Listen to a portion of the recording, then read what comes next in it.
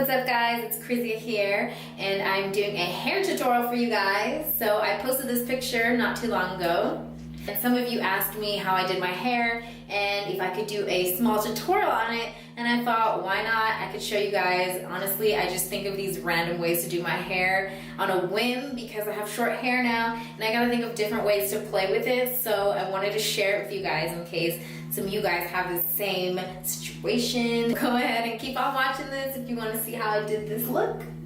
Alright, so first things, you need a few things. Dry shampoo, hairspray, some kind of gloss or texture spray, a hair straightener, and a brush.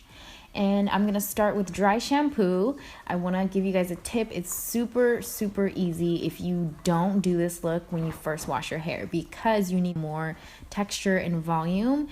And so for me, because I'm not naturally blonde, treating my hair so much has given me that blessing naturally now. But you want to make sure that your hair kind of has as much texture. So if your hair is slick straight, try to add some volumizing product or some mousse, something to really just give extra texture.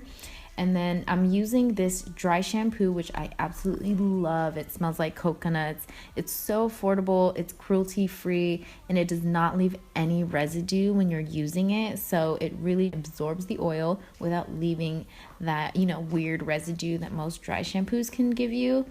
And basically how I'm using it is I'm sectioning off small pieces around my head and I'm massaging the product into the roots. So you just want to concentrate it mostly on the roots. Okay, so now that I'm going in with this brush, the Tangle Teezer, I love this brush. I'm so happy my friend Vanessa showed this to me, and it doesn't tangle your hair. You can use it on wet or dry hair, and as you can see, didn't pull out much at all. Now I'm going to section off the top layer because we're going to get back to this part later. And we're going to focus on the lower parts using this Remington flat iron that I have. It's 1 inch. The smaller the straightener, the better, because you really want to get as close to the root as possible with these curls. And the main technique in this look, you guys, honestly, is just changing the direction in which you curl each strand. So if you're curling towards your face, you want to switch off every now and then and curl away from your face using your tool, because that's going to create that volume and more of that natural curly hair look. If all of the strands are going different ways, it creates more of that fullness. And also picking up different sizes of hair to curl. So thin strands, thicker strands, and then of course hairspraying it in between, just so that way you don't lose the curl. When you have it all done, it looks really full, voluminous, and a lot more like a natural curl. I'm using this hairspray. I'm not even going to attempt to pronounce the name, but this is just so the first few curls can really hold without getting frizz as I continue throughout the rest of my hair. Random fact, by the way, I actually tried this hairstyle in high school and my hair was much longer and it took me hours, and I was so sad because my hair at the time, it was so healthy, it just like fell flat in 30 minutes and I was pissed. I think that's why I am so determined to get this look right once and for all. But anyways, back to the hair. I know it's hard to get to the back of your head, but try to get the top parts closer to your roots as possible. If you can't reach the inside parts, I just do bigger curls, and honestly, it just kind of gives more weight to the look, so don't worry about it too much.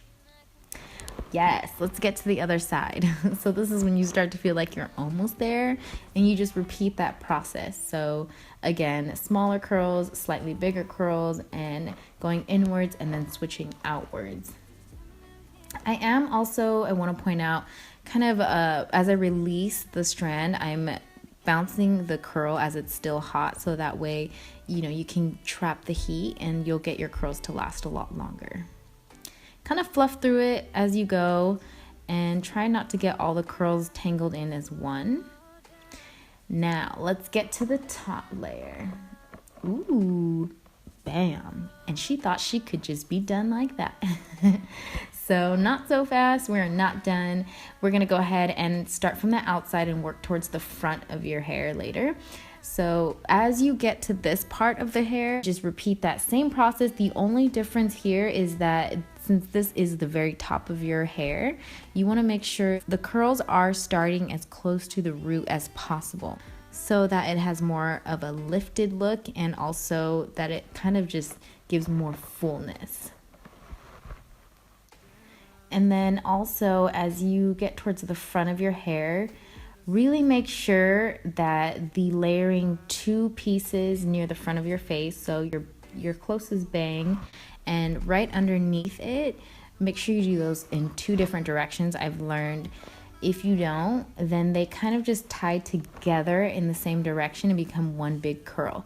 So see this piece right here, I'm gonna curl it one way, and then I've already curled the piece right underneath it a different way. And I kind of let it flick out a little bit just to give that extra flair. And then just, you know, kind of see in the mirror where you've missed a few pieces now that you can kind of see how it's gonna lay all together. Ooh, as you can see, my hair without product right now is not looking hot. So I'm gonna take my Repair in Oil spray, which also smells so amazing. Run it back, girl. It smells amazing. And then you can just honestly fluff it, fluff your fingers through it, hairspray it, voila, voila, voom, and you are done. So thank you guys for watching it. And if you have any feedback, comment below on what I should record next. See you guys next time.